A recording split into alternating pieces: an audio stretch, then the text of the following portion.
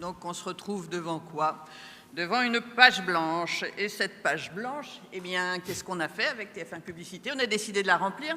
Et pour la remplir, vous savez, nous, on a un peu, en tous les cas, moi, je suis un peu tâcheron. Alors, qu'est-ce que je fais? Eh bien, je me retourne vers vous. Et vers vous, c'est faire quoi? Eh bien, c'est essayer de comprendre vos perceptions et vos pratiques. Donc, quand je parle de vous, ce sont les annonceurs et les agences médias, et les agences créa d'ailleurs. Donc, quelles sont les perceptions et les pratiques liées aux associations entre contenu et marque? Donc, on a interrogé, comme d'habitude, ça fait un peu rengaine, hein, ça fait 3 fois, mais ce n'est pas les mêmes qu'on interroge à chaque fois. On a interrogé 150 personnes par téléphone, il y avait 100 annonceurs, 50 FMCG, 50 des autres secteurs, 25 agences conseils et 25 agences médias. Et qu'est-ce qu'on leur a demandé ou qu'est-ce qu'on leur a posé comme question? Déjà une première question qui était un peu compliquée parce que voilà tout ce qu'on voulait savoir. Qu'est-ce qu'il peut y avoir comme type d'association entre des contenus et des marques? Un contenu web brandé, du sponsoring sportif, du placement produit, du mécénat, de la production de jeux vidéo, la production d'événements sportifs ou musicaux, le sponsoring non sportif. Je continue parce qu'il faut que vous mettiez tout ça dans le crâne.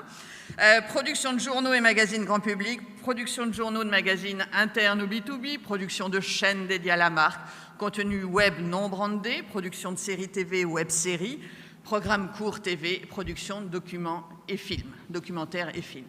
La liste est longue. Question pénible à répondre. Et encore plus pénible, pourquoi?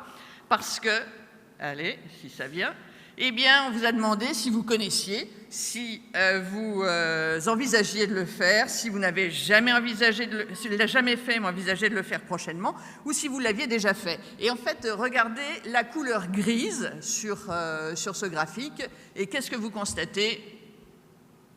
Il n'y en a pas. C'est un premier résultat en soi, la couleur grise. Donc, les annonceurs connaissent toute cette palette. Et en fait, ce qui est frappant dans cette longue liste, quand même, la liste est longue, elle recouvre des choses extrêmement diverses et variées. Et puis, finalement, il y a quand même pas mal d'annonceurs ou d'agences médias qui ont déjà fait quelque chose. Beaucoup ont touché à plein de choses, ont fait plein de choses. Regardez, alors bien évidemment, il y a des choses qui sont plus classiques, c'est-à-dire le sponsoring non sportif et le contenu web brandé. Excusez-moi, c'est un peu loin, alors j'ai beau avoir mes lunettes, c'est pour ça que j'ai une tablette devant moi pour arriver à lire l'âge, vous voyez ce que c'est. Donc, les choses importantes, c'est contenu web brandé, sponsoring non sportif, et là on est sur l'ensemble, à la fois des annonceurs et des agences médias. Eh bien, si on passe au total annonceur, on voit que ces deux choses sont toujours les plus importantes, ce qui est normal puisqu'on a 100 annonceurs sur un échantillon de 250. Mais donc, quand vous avez, par exemple, un 60% et un 75% sur du contenu web brandé, vous avez quand même un quart des annonceurs qui font de la production de jeux vidéo, un quart qui fait des productions de séries télé. Donc, on est sur ce registre où vous, annonceurs et agences médias, avez déjà une palette assez large quant au fait d'associer des contenus avec une marque. Alors, comme on est français, désolé à vie, on est français, donc on a toujours envie de classer les choses. Alors, il y a deux façons de les classer. Si, comme ancienne prof de stats, eh bien, j'aurais la façon gauche de classer, c'est-à-dire on va calculer les choses. Et comme responsable d'un bureau de vote il n'y a pas longtemps, cette saison, eh bien, je pouvais vous demander aussi de voter pour un classement. Et comme j'ai un esprit consensuel, eh bien, on a fait les deux. Alors, premier côté, on va classer les choses, on va calculer les choses. Et comment on les calcule? Pour pouvoir les calculer, il faut avoir une façon de casser et une façon de classer aussi. Donc, une façon de classer, cette façon de classer, eh bien, c'est où est Daniel? Daniel Beau, je me suis référée à une définition qu'il a, qui est de distinguer le branded content et le brand content. Donc, le branded content, c'est la marque qui endosse, qui récupère ou sponsorise un contenu préexistant ou indépendant, et le brand content, c'est la marque qui est à l'initiative, qui est génératrice du contenu. Alors, vous voyez que ce sont deux expressions anglaises. pour des Français, si vous en parlez à des Américains, ils ne connaissent qu'une seule appellation pour le tout, qui est branded content. Mais la distinction est, ma foi, tout à fait intéressante. Alors, qu'est-ce qu'il y a concrètement par rapport à la grosse liste qu'on avait avant? Qu'est-ce qu'il y a concrètement derrière chacun? Du côté de branded content, c'est-à-dire la marque qui s'associe avec qui endosse, qui récupère un contenu préexistant, vous avez le sponsoring, qu'il soit non sportif et sportif, vous avez le mécénat et vous avez le placement produit. Du côté du brand content, c'est-à-dire que la marque est à l'initiative et génératrice du contenu, vous avez tout le reste. Alors quand on prend notre grande liste tout à l'heure, et ce que vous nous avez dit, eh bien si on fait deux tas sur ce registre-là, eh bien vous avez quoi? Vous avez 81% des annonceurs qui font du branded et 85% qui font du brand. Alors 81% des annonceurs qui font du branded sur 4 éléments. Les 2 sponsoring, le mécénat, le placement produit, et 85 qui font sur beaucoup plus, il y a une dizaine d'éléments. Et ce qui renforce ce que je vous disais tout à l'heure, qu'en fait, les annonceurs, les agences médias essayent plein de choses différentes. Alors, ce 81%, 85%, on se dit, peut-être dans les 85, il y avait aussi 2 choses dominantes, comme on avait 2 choses dominantes dans notre hit parade. Alors, si on retire les contenu web brandé, excusez-moi, et la production de journaux et de magazines internes, on reste quand même à un pourcentage extrêmement élevé. Donc 70% des annonceurs et des agences médias ont fait des actions de brand content. Alors là, c'était le côté en calcul. Maintenant, on va aller côté je vous demande votre opinion. Ça tombe bien, c'est de saison aussi. Donc, si on vous demande votre opinion, c'est quoi? Eh bien, on vous dit, pour vous, associer une marque, une entreprise avec un contenu, c'est quoi? C'est la marque qui s'associe avec un contenu préexistant, la première réponse. Et la deuxième réponse, c'est la marque qui est à l'initiative, excusez-moi, qui est à l'initiative de la création du contenu. Et vous voyez que vous vous dites, finalement, les choses sont un peu pareilles. On a à peu près le même pourcentage de vert clair, 52% en haut, 53% en bas.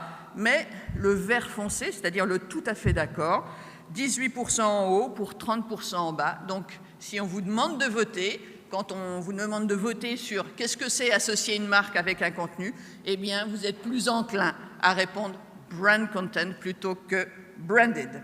Alors, maintenant, on sait quoi? On sait ce que vous faites. On sait dans quelle grande catégorie vous placez les choses. Mais vous avez quoi comme objectif pour faire tout ça? On a vu que vous aviez un foisonnement de choses. Eh bien, vous êtes d'une cohérence totale. Vous avez un foisonnement d'objectifs. Là, vous ne voyez strictement rien au graphe. Vous êtes d'accord avec moi? Oh! Bon. Vous avez l'impression de parler dans le désert, là. Oh. Donc, vous ne voyez rien, mais c'est très bien que vous ne voyez rien, parce qu'il y a une seule chose qui doit vous frapper. Y a-t-il des daltoniens dans la salle? Ah, vous pouvez sortir 2 secondes. Donc, pour les non-daltoniens, la seule chose qui doit vous frapper, c'est la couleur. Ouais, merci. Bon, donc c'est la couleur verte. Donc, il n'y a guère qu'un seul item dans les objectifs, c'est-à-dire le 4e, modifier le positionnement de la marque avec une association entre marque et contenu.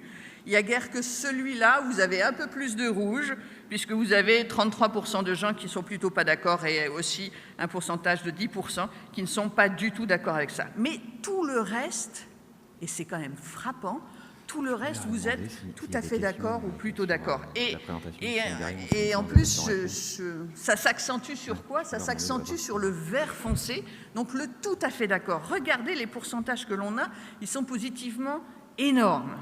Alors, vous faites beaucoup de choses différentes, vous avez un foisonnement d'objectifs, et puis que vous soyez annonceur ou agence, c'est pareil, c'est toujours une telle ampleur. Et en fait, quand on compte les choses, parce que je suis désolée, mais j'ai la manie de compter, eh bien, il y a à peu près 7 objectifs en moyenne pour les actions de contenu et de marque. Alors, ça ne veut pas dire qu'il y ait 7 objectifs par action, mais comme vous faites plein de choses différentes, eh bien, ça fait que vous poursuivez des objectifs différents, donc 7 objectifs en moyenne pour les actions de contenu et marque. Et quand on s'arrête 2 secondes sur la couleur verte foncée, hormis celui qui est daltonien qui est sorti. Je suis désolée, mais je vous l'ai remis, comme ça vous voyez mieux. Donc, quand on regarde le vert foncé, quel est l'item qui ressort le mieux? Eh bien, associer une marque avec un contenu, c'est renforcer le positionnement de la marque, tout en haut. En deuxième, tout en bas, développer et renforcer la préférence pour la marque. Et en troisième, augmenter la notoriété. Alors, comme c'est encore quelque chose de compliqué, ce tableau-là, bien, on a voulu vous le résumer et puis on a replacé tous ces différents objectifs en 6 catégories: des objectifs d'image, des objectifs de positionnement, des objectifs clients, des objectifs performance, des objectifs de communication, des objectifs de fidélité. La couleur verte, eh bien, c'est l'ensemble des réponses. Le trait violet, ce sont les annonceurs. Le trait jaune, ce sont les agences, qu'elles soient agences médias ou agences conseil. Et alors, on voit quoi? Bon, sur l'image, ça va à peu près concordance. Positionnement aussi. Communication, en bas à gauche, ça passe. Client, il y a déjà un écart. Fidélité, il commence déjà à y avoir pas mal d'écarts. Et performance, il y a énormément d'écarts entre la vision des annonceurs et la vision des agences. Est-ce à dire que les agences, comme elles n'ont pas accès le plus souvent, malheureusement, aux résultats finaux des actions, ne peuvent pas savoir ce qui s'est passé, donc n'ont pas ça comme objectif. Et ça, je laisse ça à votre réflexion sur les échanges qui, me semble-t-il, devraient toujours se développer plus entre annonceurs et agences. Alors, on a vu ce que vous faites, on a vu quels sont les objectifs. Mais maintenant, comment vous choisissez le contenu d'association entre une marque donc, et un contenu? Alors, les motifs de choix, ce qui fait plaisir, c'est qu'on retrouve l'affinité du contenu, parce que dans les objectifs, tout à l'heure, il y a peut-être une chose, vous n'avez peut-être pas fait attention, finalement, pas l'adéquation, mais le transfert de valeur ne sortait pas en premier. Là, pourtant, quand vous avez à choisir un contenu pour l'associer avec votre marque, eh bien, c'est l'affinité du contenu qui l'emporte, et de loin, 61%. Et en deuxième, arrive quoi? Arrivent les valeurs portées par le contenu. Alors, je pourrais vous montrer les annonceurs, mais ça donnerait à peu près la même chose. Mais là, j'ai choisi de vous montrer les agences. Et pourquoi je vous montre les agences? Bien, parce qu'on a des vrais écarts entre annonceurs et agences. Je reviens en arrière, si ça marche. Regardez tout en bas. Donc, sur l'ensemble, vous avez 14% et 8%. 14% sur mise en situation des produits et puis 8% sur pouvoir décliner le contenu sur d'autres vecteurs de diffusion. Quand on passe aux agences, eh bien, le 14% est devenu 3% pour la mise en situation des produits et des marques. Et donc, ça veut dire que cette mise en situation des produits et des marques est vraiment une préoccupation des annonceurs et que vous, les agences, vous ne l'avez pas trop en tête. Par contre, les agences ont vraiment comme objectif, et c'est l'objectif toujours du 360, du cross-média comme on a aujourd'hui, de passer des contenus d'une plateforme à une autre. Les agences, vous avez vraiment cette préoccupation à 21% de pouvoir décliner le contenu sur d'autres vecteurs de diffusion, quand pour les annonceurs, on est sur un pourcentage qui est très faible, qui est à 3%. Donc on a vu ce que vous faites, on a vu quels sont vos objectifs, on a vu comment vous choisissez. Et il manque quoi, là? Bon, le résultat? Non? Vous n'êtes pas d'accord? Moi, je suis d'accord avec moi-même. Allez, quel bénéfice vous en retirez de tout ça? Eh bien, en fait, c'est encore la même histoire. Vous allez retirer beaucoup de bénéfices. Là encore, la couleur verte domine. La couleur verte domine et avec quand même une chose rouge, modifier le positionnement de la marque. En objectif, c'était le truc qui ressortait le moins. Eh bien, ça tombe bien, en bénéfice, c'est aussi la chose qui ressort le moins. Par contre, eh bien, si on se place sur le tout à fait d'accord, qu'est-ce qui va ressortir en plus positif? Eh bien, tout en bas, d'avoir disposé d'un point de contact différent. En deuxième, c'est augmenter la notoriété. En troisième, se démarquer de la concurrence. Et en quatrième, améliorer l'image de marque. Les pourcentages à droite sont sur le sous-total d'accord et vous donnent une cohérence sur les deux premiers, on va dire. Et par contre, il y a créer et renforcer un attachement à la marque qui, lorsqu'on est sur le total du vert, ressort. Alors, si on essaye de mettre en rapport, en fait, les objectifs, et c'est l'abscisse, donc l'axe horizontal, ah oui, c'est encore dur à comprendre un peu à cette heure-là. Donc, l'axe horizontal d'un côté, ce sont les objectifs, l'axe vertical de l'autre, ce sont les bénéfices. Ben, vous voyez que plus vous êtes sur une bisectrice, un grand mot, bon, sur une droite qui coupe, là, sur une diagonale, voilà, eh bien, mieux c'est. Et en fait, qu'est-ce qu'on voit? Dans le cadran en bas à gauche, vous ne les aviez pas vraiment en objectif, et ça tombe bien, vous ne les avez pas non plus en bénéfice. Donc, modifier le positionnement de la marque avec une association entre une marque et un contenu, bon, ok, l'affaire est faite. Augmenter les performances commerciales, vous ne l'aviez pas en objectif, vous ne l'avez pas en bénéfice non plus, bon, ok, l'affaire est faite là aussi. Du côté en haut à droite, vous l'aviez en objectif et vous l'avez aussi en bénéfice. Créer de l'attachement à la marque, améliorer l'image, renforcer le positionnement, disposer d'un point de contact différent, vous l'avez. Et par contre, vous aviez des bénéfices que vous n'attendiez pas sur le fait de vous démarquer de la concurrence et sur le fait d'innover dans la communication. Et par contre, vous aviez des objectifs d'avoir une relation dans le temps, ce n'est pas forcément un bénéfice. Alors, presque pour terminer, vous voyez, c'est court. Je crois que je tiens le timing, Romain. Oui, ça va. Bon. Ah oui, c'est dur, hein, il faudrait un café. Hein, ouais. Bon, oui, désolé, je suis le café. Voilà. Je suis pressé, d'ailleurs. Bon. Donc, quel est l'avenir de tout ça? Eh bien, l'avenir est rose. Quand on vous pose la question, à l'avenir, pensez-vous que ces associations, marques ou entreprises avec des contenus seront amenées à se développer? Là, on est sur des résultats soviétiques, avec 96% d'entre vous qui est d'accord avec cette assertion. Et dans le 96%, il y a 64% qui sont tout à fait d'accord. Alors pour terminer, pour ceux qui ont l'habitude de venir au campus, vous avez l'habitude de voir beaucoup d'exemples américains. Et moi-même, je vous avais présenté un très bel homme la dernière fois, je ne sais pas si vous vous en souvenez. Eh bien, j'ai décidé de vous montrer aujourd'hui un autre style d'homme, tout aussi beau, mais j'ai décidé de me battre aujourd'hui publiquement contre le US Power, le Burger Power.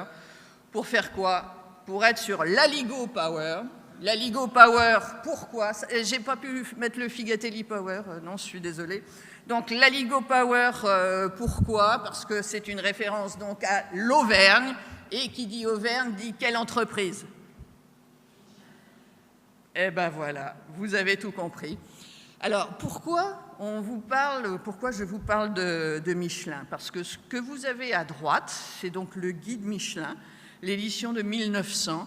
Et le guide Michelin est une des premières opérations de ce qu'on peut appeler le brand content au monde. Je pense que Daniel sera d'accord avec moi, puisque M. Michelin a créé le guide Michelin pour pousser les gens à rouler, à prendre leur voiture et à voyager d'une ville à une autre. Et en prenant leur voiture, en voyageant d'une ville à une autre, eh bien, qu'est-ce qu'ils font? Ils usent leurs pneus. Donc c'est une première version d'association entre la marque et le contenu. Et comme vous avez vu beaucoup de vidéos, je vais vous ramener là en 1938, puisqu'on va se rapprocher, on était en 1900, et vous allez voir quelque chose, alors c'est un film américain, on ne se refait pas, mais pourtant c'est sur le Bibendum. Vous allez voir la naissance du Bibendum en 1 minute, et une publicité américaine de 1938. Avec une musique que les anciens se rappelleront peut-être. C'était une émission qui s'appelait Histoire sans parole à la télévision. Alors le vrai film dure 4 minutes. Il a été coupé et monté pour que ça dure moins longtemps. Et donc c'est un film publicitaire. Et il a été accéléré aussi. Merci Michelin et merci à vous tous.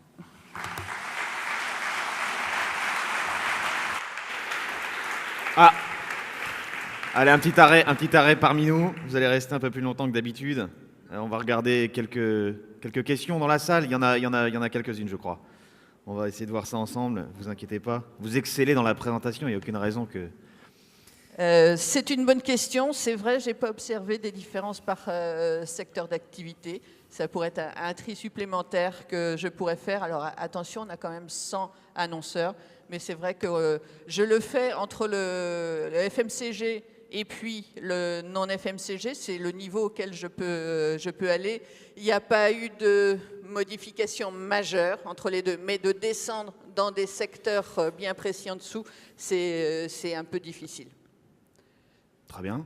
Pas d'autres questions, génial. C'est super. Merci.